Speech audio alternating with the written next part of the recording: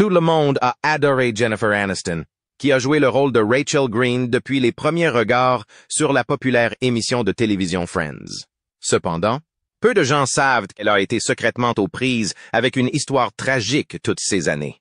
Elle avait notamment de mauvaises relations avec sa méchante mère qui l'humiliait tout le temps durant son enfance. Les blessures sont très profondes, au point qu'elle a effacé sa propre mère de sa vie pendant 15 ans. Et puis, il y a les questions brûlantes que tout le monde semble se poser. Brad Pitt était-il vraiment le méchant tel que les médias le présentaient? Pourquoi ces mariages de contes de fées se sont-ils effondrés? Et la seule question qui la tourmente depuis des années, pourquoi ne pourrait-elle pas devenir maman? Jusqu'à récemment, Jennifer Aniston n'avait pas l'intention de raconter sa vie. Aujourd'hui âgée de 55 ans, après des années sans parler de diverses rumeurs concernant la fin de son mariage avec Brad Pitt, le nombre de chirurgies plastiques qu'elle a subies est, plus important encore, la raison pour laquelle elle n'a pas encore eu d'enfant. Jennifer Aniston laisse sortir le chat, le sac. Rejoignez-nous pour découvrir les histoires cachées de cette star hollywoodienne. Jennifer Aniston est une célébrité hollywoodienne née le 11 février 1969 à Sherman Oaks, un quartier situé à Los Angeles, aux États-Unis. Ses parents étaient John Aniston, un acteur d'origine grecque, et Nancy Dow, une actrice américaine. Son arrière-grand-père maternel, Louis Grieco, était originaire d'Italie. L'autre lignée de sa mère comprend l'anglais, l'irlandais, l'écossais et une poignée de grec. Son père, cependant, est originaire de l'île de Crète, en Grèce. Jennifer a 2 demi-frères, John Mellick. Son demi-frère maternel aîné, Ed Alex Aniston. Son demi-frère paternel plus jeune, son parrain, Telly Savalas, était acteur et ami proche de son père. Sa vie est devenue beaucoup plus colorée lorsque son père a fait carrière dans une série télévisée populaire et qu'ils ont déménagé au centre de New York. Jennifer appréciait le bourdonnement de la vie citadine, mais à la maison, les choses n'étaient pas aussi roses. Ses parents ont commencé à se disputer et elle a toujours pensé que c'était de sa faute. Pour divertir tout le monde et faire sourire tout le monde, elle imitait et faisait des bêtises. C'est à ce moment-là qu'elle a réalisé son amour pour le théâtre. À l'âge de 6 ans, elle entre dans une école Waldorf. Mais le rire ne pouvait pas remédier à tout dans sa vie. Ses parents se sont séparés à l'âge de 9 ans et son père a rapidement disparu de sa vie. Pour aggraver encore la pression, il y avait des problèmes entre elle et sa mère, Nancy, qui rendaient les choses assez compliquées. Nancy accordait beaucoup d'attention à la façon dont les gens apparaissaient. Et pour Jennifer, il était impossible d'obtenir de telles apparences. On lui disait souvent qu'elle devait commencer à prendre soin d'elle ou qu'elle devrait se maquiller. Ce genre de critique peut être profond après plusieurs années, surtout si elle vient de vos amis ou de membres de votre famille. Jennifer pouvait comprendre d'où venait sa mère. Travailler en tant que mère célibataire n'est jamais facile. Nancy devait constamment lutter pour joindre les 2 bouts pour ses enfants.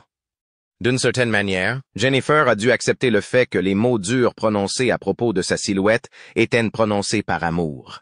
Malheureusement, sa relation avec Nancy a continué à se détériorer au fil des années. Cela a atteint un point de rupture en 1996, lorsque Nancy est apparue dans une émission de tabloïd et a raconté au monde un certain nombre de choses qu'elle était censée savoir sur la vie privée de Jennifer. Cependant, l'événement le plus choquant a eu lieu lorsque Nancy a écrit un livre détaillant sa version de l'histoire, intitulé De mère et fille à amis, un mémoire. Cette trahison a été particulièrement douloureuse et, par conséquent, Jennifer a refusé de parler à sa mère pendant 15 ans. De temps en temps, Jennifer se rendait chez son père à Los Angeles. Peut-être que ses voyages en Occident et le fait d'avoir 2 parents acteurs ont mis les roues en mouvement pour tenter de devenir elle-même actrice. Après avoir commencé à jouer à l'âge de 11 ans à l'école Waldorf, Jennifer a ensuite fréquenté la Fiorello LaGuardia High School of Music and Art and Performing Arts à Manhattan, où elle est devenue membre de la Drama Society et était sous la tutelle d'Anthony Abbison. Jennifer Aniston a débuté sa carrière dans des productions off-Broadway comme For Dear Life et Dancing on Checkers Grave. Elle a également dû payer elle-même ses factures et travailler à différents emplois à temps partiel. Elle a travaillé comme télévendeuse, serveuse et courtière à vélo. En 1988, elle a joué un rôle mineur non crédité dans le film d'aventure de science-fiction critiqué par la critique Mac et moi. L'année suivante, Elle est apparue au Howard Stern Show en tant que mannequin Nutrisystem avant de décider de déménager à Los Angeles. Son premier rôle régulier à la télévision a eu lieu en 1990 dans Malloy et a également réalisé une adaptation d'une émission télévisée de Ferris Bueller basée sur le film de 1986 intitulé Ferris Bueller's Day Off. Cependant, l'intérêt du grand public pour ces deux séries n'était pas très grand, et les deux séries ont rapidement cessé d'être diffusées. Jennifer a également figuré dans le téléfilm Camp Cucamonga, où elle incarnait une adolescente se dirigeant vers un camp d'été en 1990, et Leprechaun, dans lequel elle incarnait une fille gâtée suivie d'un lutin en 1993. Entertainment Weekly a dressé une liste de les pires films de 2014 et a classé Leprechaun comme le pire film de Jennifer Aniston. Et Jennifer elle-même a admis qu'elle avait honte de sa performance dans le film. Elle a également figuré dans 2 autres séries télévisées comiques diffusées sans succès. Après l'échec de 4 émissions télévisées, Jennifer est devenue déprimée. Un jour, elle a rencontré Warren Littlefield dans une station-service à Los Angeles et lui a pleuré. En tant que chef de NBC Entertainment, il l'a exhorté à continuer d'agir et l'a aidé plusieurs mois plus tard à décrocher le rôle dans Friends, une sitcom qui devait être diffusée sur NBC dans sa prochaine programmation 1994-1995. À l'origine, Jennifer avait auditionné pour le rôle de Monica Geller, mais les producteurs pensaient qu'elle était plus adaptée au personnage de Rachel Green. Courtney Cox, qui avait auditionné pour le rôle de Rachel, a été choisie pour incarner Monica. Cependant, cela n'a provoqué aucun malentendu entre Jennifer et Courtney. En fait, ils sont depuis lors des amis très proches. Jennifer a également eu l'opportunité de faire partie du casting de Saturday Night Live, mais elle a refusé l'offre, préférant Friends. Elle a continué à jouer le rôle de Rachel jusqu'à ce que le spectacle soit annulé en 2004. La série est devenue extrêmement populaire et grâce à elle, Jennifer et les autres membres de la série sont devenus célèbres dans le monde entier. Son rôle a été particulièrement apprécié du public et des critiques. Elle a été nominée pour 5 Primetime Emmy Awards, 2 pour la meilleure actrice dans un second rôle et 3 pour la meilleure actrice principale. Et elle a gagné pour la meilleure actrice principale. Elle a également reçu 2 nominations aux Golden Globe Awards et a remporté en 2003 la meilleure actrice dans la catégorie série télévisée, comédie musicale ou comédie. Le livre Guinness des records a en outre révélé que Jennifer et d'autres membres féminins de la distribution sont devenus l'actrice de télévision la mieux payée de tous les temps, tout en gagnant $1 million par épisode lors de la dernière saison de Friends. Son personnage avait une alchimie populaire à l'écran avec Ross Geller, joué par David Schwimmer, et les deux ont été élus à plusieurs reprises comme couple de télévision préféré dans les sondages et les magazines. Jennifer a également joué dans le film de comédie dramatique indépendant The Good Girl, sorti en 2002.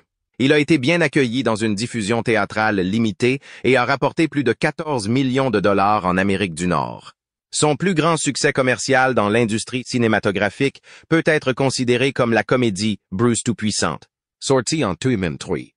À l'échelle mondiale, le film a rapporté $444 millions au box-office et s'est classé au 5e rang des longs-métrages les plus rentables de l'année. En décembre 2018, Netflix a sorti la comédie musicale Dumplin' avec Aniston comme producteur exécutif et l'un des personnages principaux. C'était son premier projet avec un service de streaming. Elle a fait son retour à la télévision le 1er novembre 2019 en tant que productrice et acteur principal du drame Apple TV Plus The Morning Show aux côtés de Reese Witherspoon. Il s'agissait de son premier rôle télévisé majeur depuis la fin de Friends en 2004. Lors de sa première saison, Jennifer a reçu le Screen Actors Guild Award pour la performance exceptionnelle d'une actrice dans une série dramatique.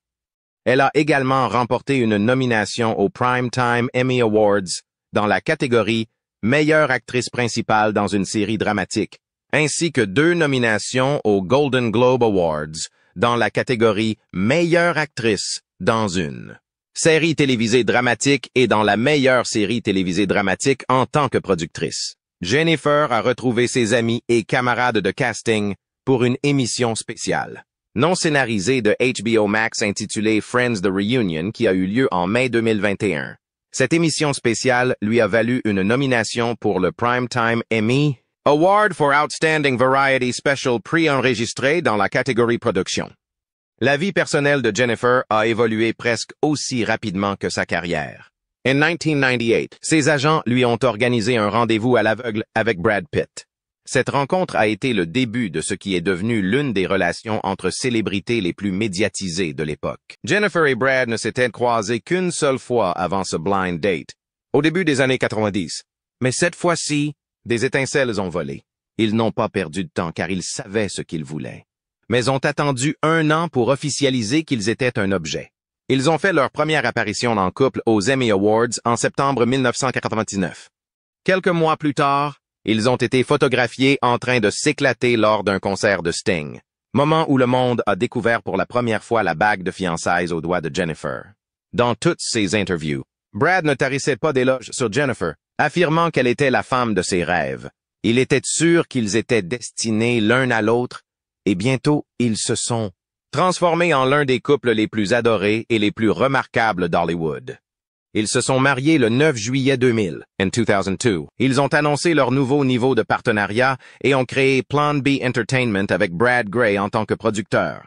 Après des vacances romantiques et exotiques aux Seychelles, le couple est retourné dans leur luxueuse nouvelle maison située dans le quartier chic de Beverly Hills. En 2001, Brad est même apparu dans Friends de manière légère, agissant comme un garçon répugnant pour Rachel Green. En janvier 2005, un choc de la saison est arrivé lorsque les fans du couple amoureux d'Hollywood ont appris que Jen et Brad étaient en train de divorcer. De nombreux fans se demandaient ce qui n'allait pas. Beaucoup de gens ont blâmé Angelina Jolie pour cette situation et cela n'est pas une surprise. Brad Pitt a croisé pour la première fois Angelina Jolie sur le tournage d'un film intitulé M et Madame Smith en Toots and Quat. Ils incarnaient un couple marié qui était des espions infiltrés pour des agences concurrentes. Ce n'est qu'en 2005 que leur liaison a été rendue publique, alors que Pitt et Aniston étaient déjà en train de demander le divorce. Ils sont devenus l'un des couples de célébrités les plus discutés dans le contexte mondial et les médias les ont nommés Brangelina. Ils ont eu 6 enfants, dont 3 ont été adoptés dans d'autres pays. En 2005, au milieu de rumeurs de presse selon lesquelles Jennifer était celle qui avait demandé le divorce parce qu'elle ne voulait pas avoir d'enfants et ne voulait pas avoir d'enfants avec Pitt. Elle a déclaré « Je n'ai jamais dit de ma vie que je l'avais fait. Je ne veux pas avoir d'enfants. Je l'ai fait et je le fais et je le ferai. Je n'abandonnerai jamais cette expérience pour une carrière. » À propos de son divorce, Jennifer a déclaré que cela lui avait permis de renouer avec sa mère Nancy, avec qui elle n'avait pas été en contact depuis plus d'1 décennie. Brad et Jen ont essayé de dire à tout le monde qu'ils se séparaient en tant qu'amis remplis d'amour l'un pour l'autre. Mais cela a été difficile, surtout lorsque les tabloïds ont publié des photos montrant Brad passant du bon temps avec Angelina Jolie et son fils Maddox sur les plages du Kenya. L'année suivante, en 2006, l'annonce que Brangelina attendait un enfant a eu lieu. Jennifer a déclaré qu'elle était très surprise. Son ami Andrea Ewald a révélé à quel point il était difficile pour Jennifer de voir Brad sortir avec quelqu'un d'autre après elle et de le faire ouvertement. Pour faire face à tout cela, elle a dû recourir à la thérapie, à la pratique du yoga et au soutien de ses amis. Dans une interview, elle a déclaré qu'elle n'avait aucun regret concernant la relation avec Pitt et qu'elle la considérait comme une relation très intense, belle et compliquée. C'est en 2008 que Jennifer recommence à se fréquenter lorsqu'elle rencontre le musicien John Mayer. Mayer a décrit l'affaire comme étant plus qu'une simple relation amoureuse éphémère et sans conséquences. Il semblait avoir une véritable affection pour elle, mais cela ne se traduisait évidemment pas par une loyauté mutuelle. Il a trompé Jennifer alors qu'ils étaient en vacances au Mexique et elle ne pouvait pas y croire quand elle a appris. John s'est excusé, mais Jennifer n'allait tout simplement pas lâcher prise. L'année suivante, elle a fait une apparition dans l'émission de télévision connue sous le nom de Cougar Town, où son amie proche Courtney Cox était l'actrice principale. Ils sont restés incroyablement proches, même après la fin de la diffusion de l'émission populaire Friends. Jennifer est même devenue la marraine de la fille de Courtney, Coco.